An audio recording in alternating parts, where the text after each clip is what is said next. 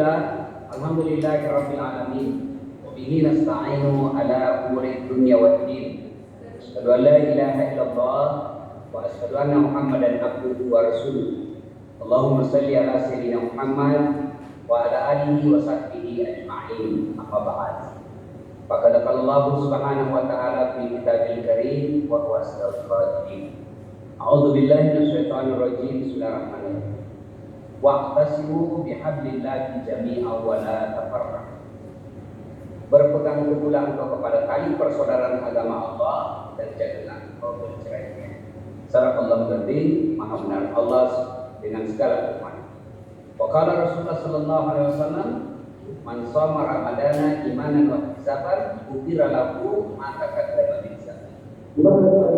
Akan berpuasa di bulan suci Ramadan dengan niat iman dan ikhlas, diampuni dosanya yang telah lalu dan yang akan datang. Saudara Rasul, maha benar Rasulullah dengan segala sabda beliau.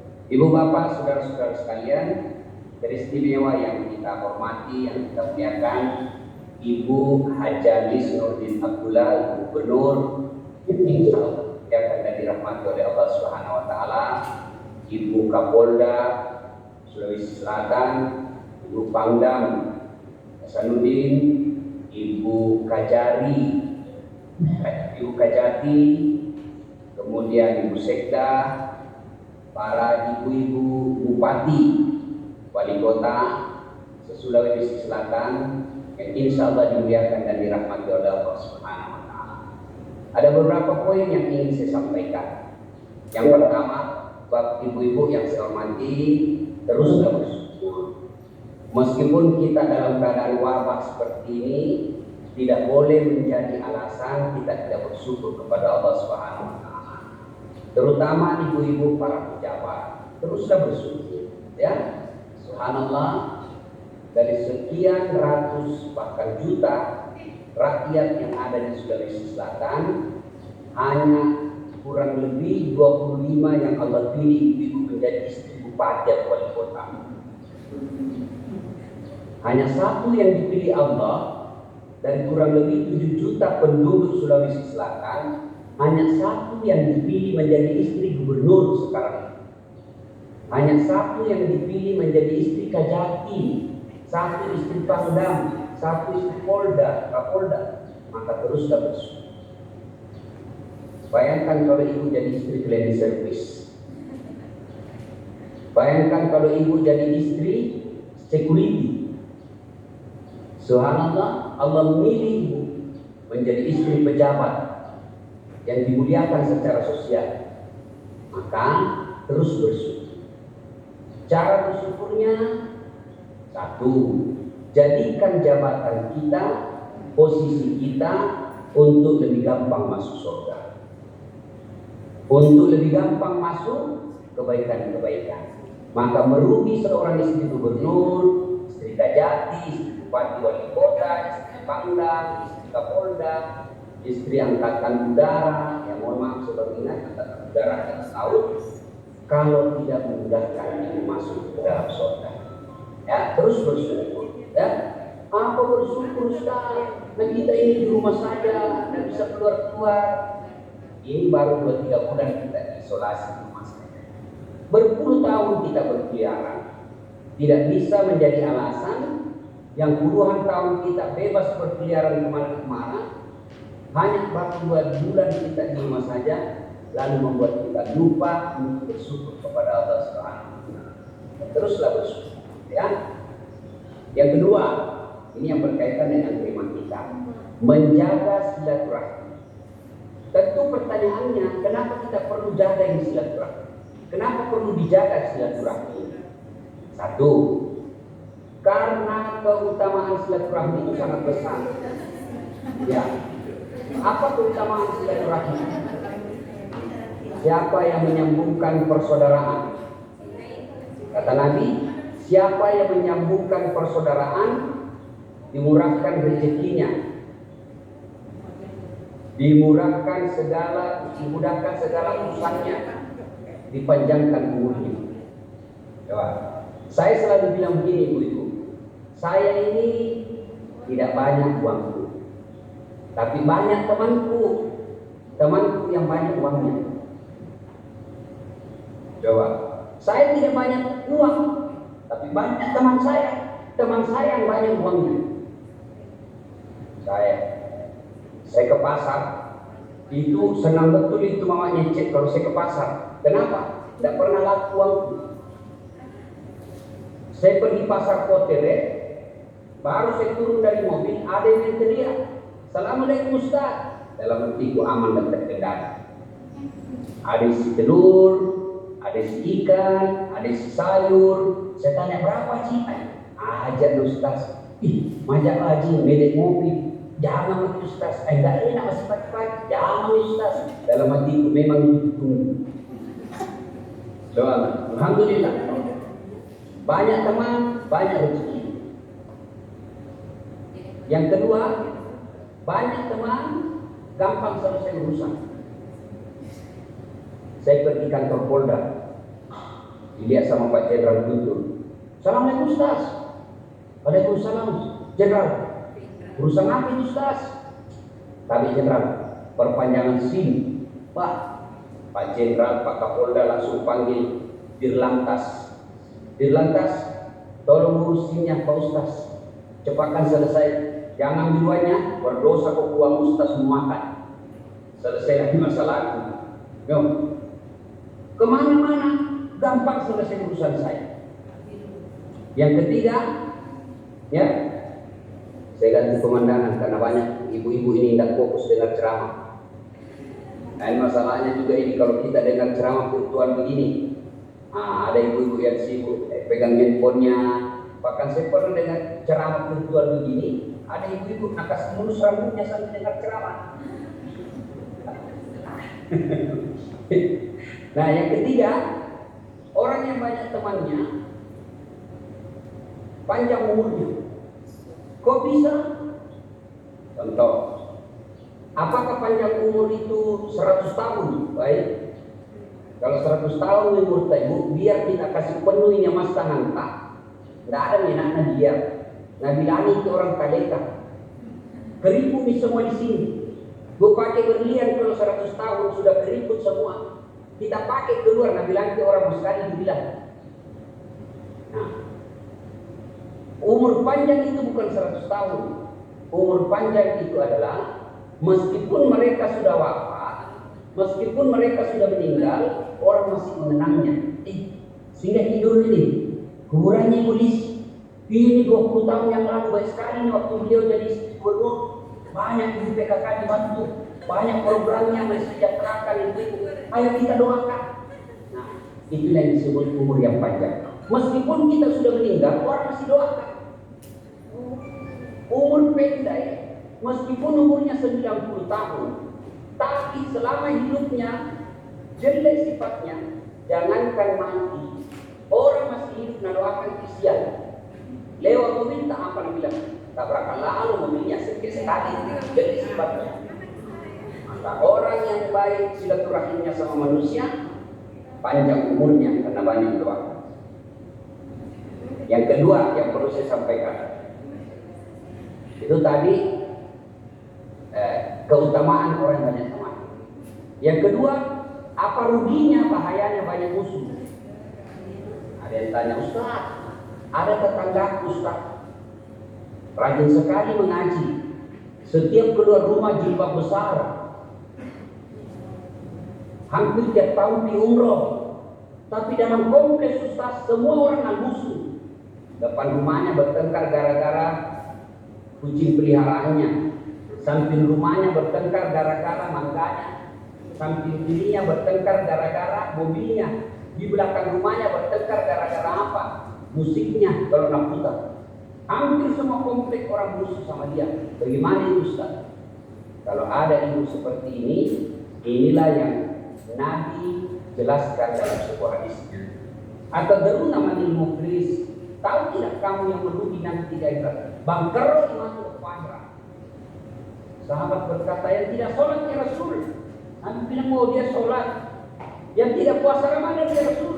"Yang puasa, sawalnya lengkap, Senin Kamis dia lancar." "Yang tidak bayar zakat ya Rasul." dia bayar zakat. Mungkin yang tidak haji ya Rasul, dia haji. Kalau begitu, siapa yang bangkrut ya Rasul? Nabi jelaskan, jarusu wakhatilur rahim, tetangga yang jahat sama tetangganya dan yang memutuskan persaudaraan. Penasaran sahabat bertanya, kok bisa bangkrut? Dia kan rajin sholat, dia puasa, dia zakat, dia haji. Pencerahan abang teruk, kenapa dia bisa bangkrut ya Rasul? Nabi jelaskan, cocok, hubungannya kepada Allah baik. Sayang, sama-sama ibu PKK, Pak musuh. Sama ibu Bayangkari, Pak musuh. Sama ibu-ibu kejaksaan, musuhan. Akhirnya apa? Ketika nastor nanti pahalanya. Ya Allah, ini sholatku. Datang temannya sama-sama di PKK. Tunggu dulu Tuhan. Pernah fitnah suamiku itu. Gara-gara fitnahnya, suamiku nonjok, dimutasi. Tahun kan kita. Saya minta keadilan. Allah berfirman, ya sudah, ambil sholatnya itu 30 tahun. Nah setor lagi puasanya, ya Allah ini puasa. Datang lagi, tunggu dulu, saya pernah juga fitnah itu. Saya pernah nasakiti, sebarkan berita bohong, saya minta keadilan. Allah berfirman, ambil puasanya. Dia setor lagi hajinya, ini hajiku. Datang lagi tetangganya, tunggu dulu. Pernah tahu nggak itu satu komplek di komplek Pemda, serobot tanah. Karena dia pimpinan suaminya, saya tidak bisa melawan. Saya minta keadilan. Allah berfirman, ya sudah, ambil hajinya, habis amalnya, habis semua dia amalnya. Masih ada temannya datang dari PKK, masih ada tetangganya datang. Kemudian Tuhan, bagaimana lagi? Habis dia amalku. Allah berfirman, supaya adil, ambil dosanya orang yang pernah bersakit. Nah, inilah bahayanya orang memutuskan silaturahim. Maka ibu gubernur tidak mau kita rugi. Nah, ajak halal di tempat ini, halal bihalalnya virtual lebih enak. Tidak perlu ibu-ibu naik ke Jakarta, Makassar. Tidak perlu ibu-ibu sediakan konsumsi. Ini efisien dan efektif. Alhamdulillah. Nah, kita bersilaturahim. Itu yang kedua. Yang ketiga yang perlu saya sampaikan. Apa sebab putusnya persaudaraan? Kenapa ini kok musuh-musuh? Satu, al-istighlalu bi uyubil khalq. Suka sekali cari jeleknya orang dan lupa jeleknya dirinya sendiri. Nah, ini penyakitnya. Mohon maaf. Yang bahasa ibu-ibunya di gosip. Nah, ini paling gampang. Biasanya kita di pengajian itu dulu makin tunggu Ustaz, kita tidak cerita, tapi mulut tak baku kode. Dia kok, kenapa? Itu apa?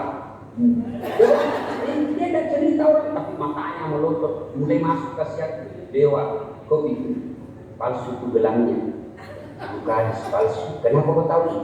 Ya kok itu ada hitam-hitam di tangannya, palsu itu.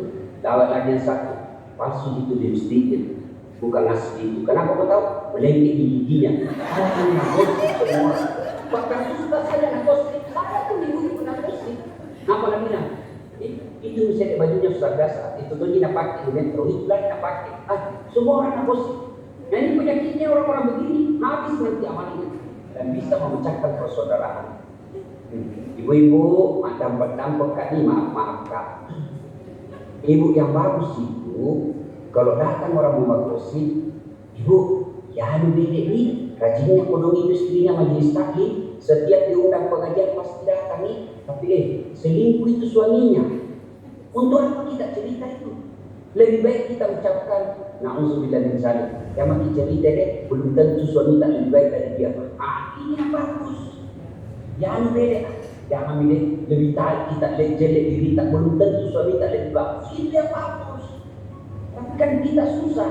Jangan beda. Oh iya, begitu memang itu nak dapat juga cerita. Tapi kita tidak tahu. Ini yang disebut istilahnya pacok-cok-dok. Kepo, bahasa anak milenial kepo. Masa ibu PKK kepo, ibu Bayangkari kepo, pret. Itu kepo, itu anak SMA.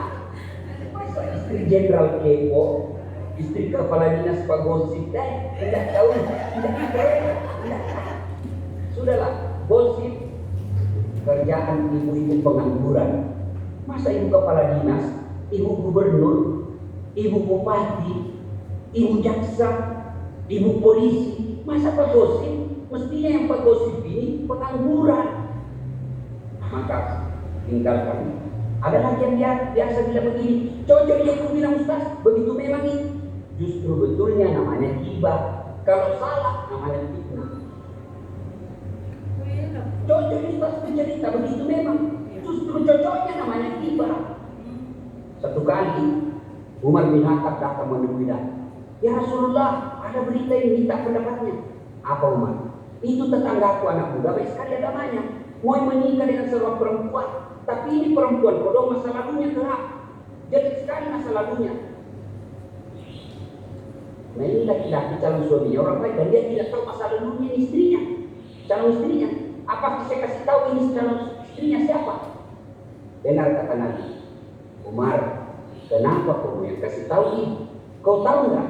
Kenapa itu rahasianya calon istrinya nggak tahu suaminya? Kau tahu siapa yang rahasiakan? Kau tahu siapa yang tutup? Allah Subhanahu Wa Taala. Apa kau sini sama kau yang sini mau kasih tahu?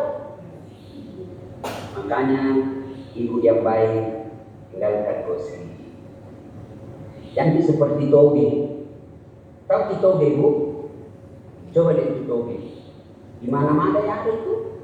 Di Jalan Kote ada. Ikan doang ada. Kambisi ada. Pecel ada. Karena dia selalu di toge itu campur, Allah takdirkan semuanya bengkok. Dia masuk toge bengkok.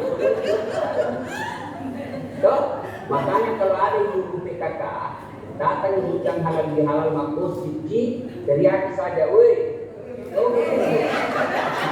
Al-Quran menjelaskan ayyukum ahadukum suka kata.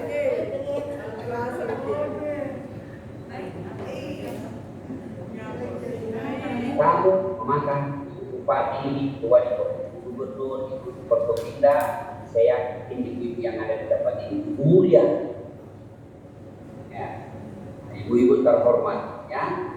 Nah itu ya. Yang kedua, yang bisa meruntuhkan persaudaraan, tadi gosip. Yang kedua apa? Sakwa sangka, buruk sangka. Nah, telepon ibu gubernur tidak jawab. Dulu waktunya mau dipilih Pak Nurdin datang tiap hari menelpon setiap saat. Sekarang ditelepon tidak pernah dia jawab. Sangka baik. Ditelepon Ibu Listi dia jawab. Oh barangkali beliau lagi sholat Jumat. 1 jam kemudian ditelepon lagi tidak pernah jawab. Oh berarti beliau lagi tadarus. Telepon lagi sudah duhur tidak dijawab. Oh berarti lagi beliau tidur siang. Sangka baik. Tiba-tiba masuk WhatsApp teman tak, kuliah suamimu bonceng cewek, cantik namamu tuh bonceng. Oh, berarti suamimu tambah penghasilan main Grab. Sangka baik. Sangka baik. Ya, ini ibu-ibu banyak bercerai gara-gara sangka buruk sama suaminya. Berarti suaminya tinggal di rumahnya nama untung, tinggal saja di rumah. Berarti suaminya baru 1 jam menelpon, di mana kok Pak? Ada aja kata, balik kok, bohong di mana kok? Itu aja. Video call dulu. Sangka baik. Dan sangka buruk. Sangka baik. Pernah didengar ceritanya itu ibu-ibu suami istri 7 tahun dia tidak hamil. Di tahun ke-8 diperiksa dokter kandungan Makassar. Diperiksa ibu. Wih, nggak bilang dokter nih. Alhamdulillah, ibu sudah terlambat 2 bulan. Wih, senang ini. Telepon suaminya, Pak. Alhamdulillah terlambat 2 bulan. Kami bilang suaminya alhamdulillah. Tapi jangan dulu cerita-cerita itu malu-malu kita kalau tidak jadi. Baik, rahasia berdua apa? Iya, rahasia berdua. Beberapa hari kemudian datang petugas PLN. Assalamualaikum. Waalaikumsalam. Siapa? Saya ibu. Siapa Pak? Petugas PLN. Kenapa kita? Nabi bilang petugas PLN, ibu terlambat 2 bulan. Langsung Nabi bilang, kenapa bisa datang orang PLN? Pasti suamimu lagi cerita. Oh, datang suaminya itu masih capek di jalan kempes pemotornya, baru masuk Nabi bilang, Pak Pandai memang tombol kau, pembohong.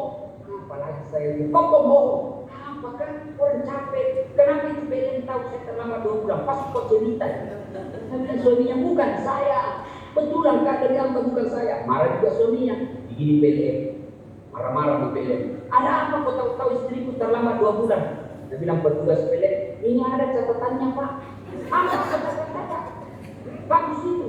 Dia bilang boleh dihapus, tapi bapak bayar dulu. Kalau saya tidak mau bayar, ya terpaksa punyanya bapak diputus. Kalau punya aku dihapus, terpaksa pakai ini. Ini bahayanya sang guru, ya. Ibu-ibu PKK di kabupaten kota, ya. Dulu sebelum dipilih itu Pak Topan baiknya sama kita. Pak Topan Pawe istrinya baik itu Bu Erna. Sekalinya sudah dipilih, tidak pernah makin terima telepon. Sangka baik, sangka baik. Mungkin beliau ganti nomor telepon atau bisa jadi di waktu kita telepon. Sangka baik. Cari 1000 alasan untuk bersangka baik. Tidak ada baiknya itu sangka buruk. Demi Allah, tidak ada baiknya. Sangka baik, tenang perasaan. Yang ketiga, yang menyebabkan putus persaudaraan apa? Sombong. Apa itu sombong, Ustaz? Pakai baju yang ada proses krim, apa namanya itu? Itu yang ada batu-batu mencilat-cilat. Proses krim. Habis itu ada jilbab yang mencilat-cilatnya. Ya? Susah disebut. Ya?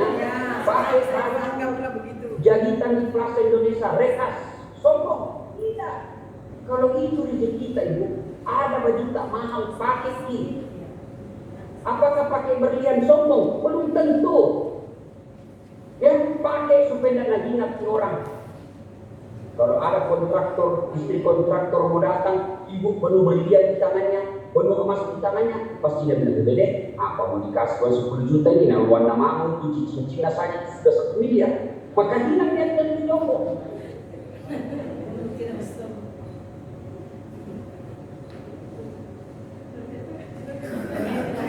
Ada rezeki kita biasa dipakai. Lalu apa itu sombong? Ketika ibu pakai barang mahal, ibu pandang nyenteng orang pakai baju murah, itu sombong. Kau tahu ini bajuku, krokodil, cak buaya, mahal ini, 2 juta ini. Pegawai honor, tidak bisa kau beli. Sombong ini. Kau tahu ini berlianku, ini di Eropa ku beli ini. Suamimu security, tidak bisa dibeli. Sombong. Ya. Sombong itu bisa memecahkan persaudaraan. Waktu belum istri kepala dinas, baiknya mamu, sekalinya sudah menjadi istri sekda istri kepala dinas, sama dia SMA dulu itu. Saya tidak tempat contek dulu itu waktu kuliah. Sekarang kayak tidak ketemu, kalau ketemu mah itu pulang kampung, kayak tidak kenal mah, putus. Akhirnya apa yang bilang orang? Yang mau kode daripada sakit hati pun pandang itu, jangan kopi rumahnya.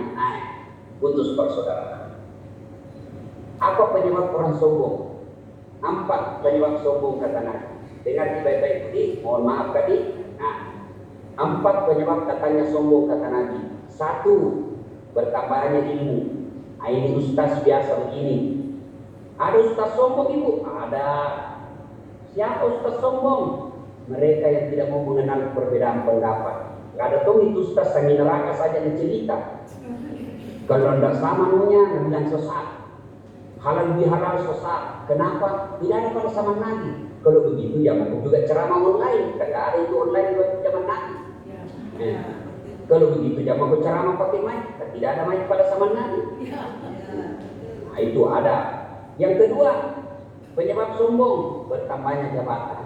Tak ada ibu di, tak ada kita, mohon maaf kasihannya, saya harus kasih tahu istri gubernur, istri Pangdam, istri Kapolda, istri Jati, istri bupati, istri wali kota, jangan sombong. Kenapa? Ada batasnya 5 tahun dan sedikit lagi.